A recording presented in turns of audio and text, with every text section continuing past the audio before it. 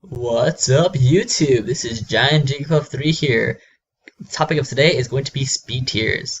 Now, I know Rykard 3 already did a video about speed tiers, but I thought I would also say one of my own in case you missed anything, or just as a further explanation, maybe you like my way of saying it better.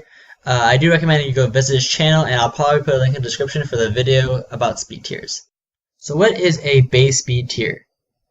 To me, a base speed tier is when your base stats for a certain stat is 5 higher than your opponent's.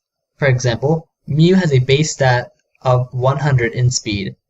Therefore, Zoroark, which is 105 base speed, is 1 speed tier higher than Mew.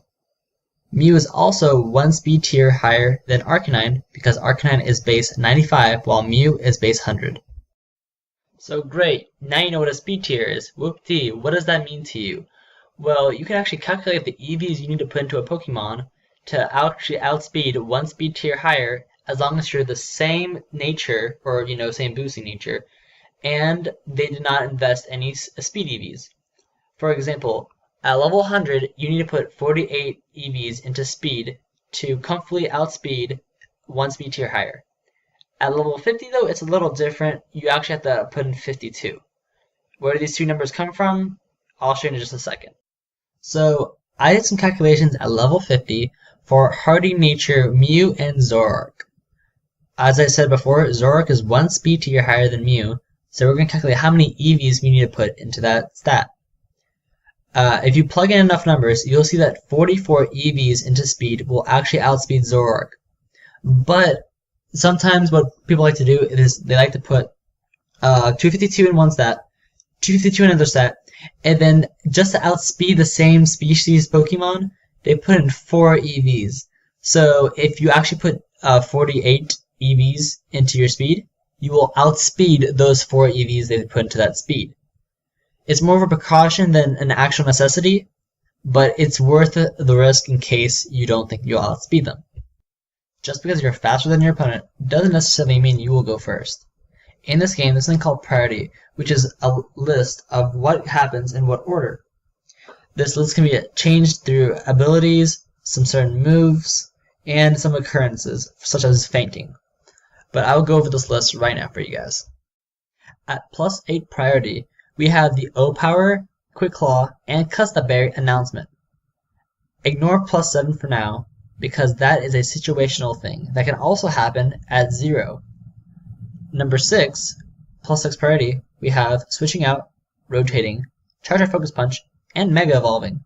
At plus 5, we have Helping Hand.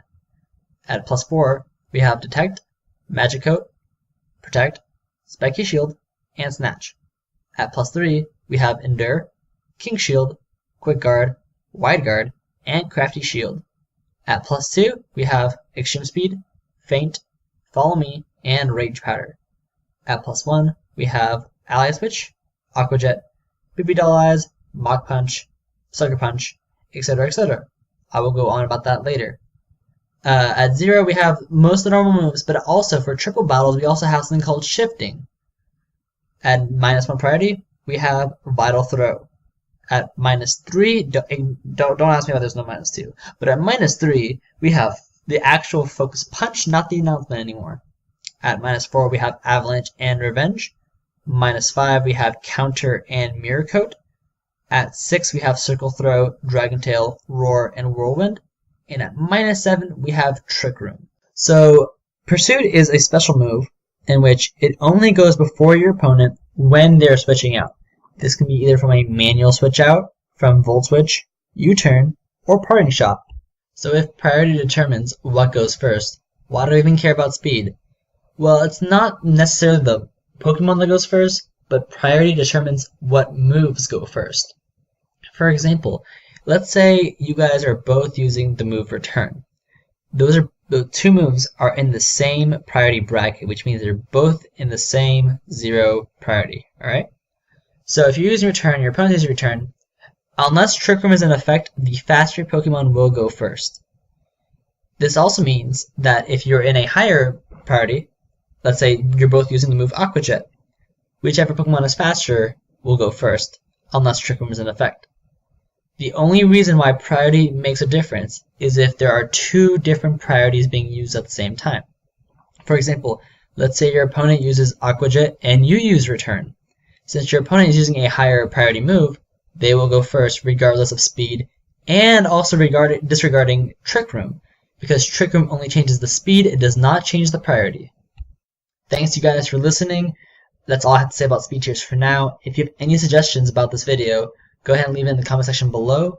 And I will also leave a link to Rykard's video about speed tiers and Bulbapedia's page on priority. This is GiantGBluff3 signing out.